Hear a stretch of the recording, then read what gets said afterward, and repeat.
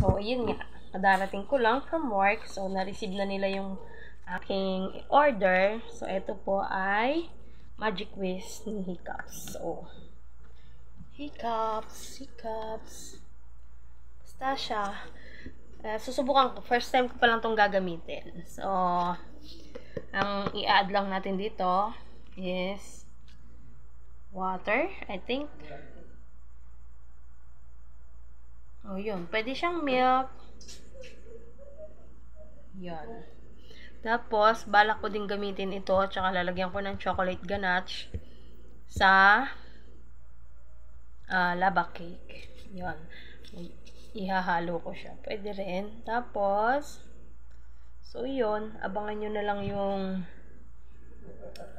aking next video sa paggawa ko ng cake. So, ayan, haggard pa tayo.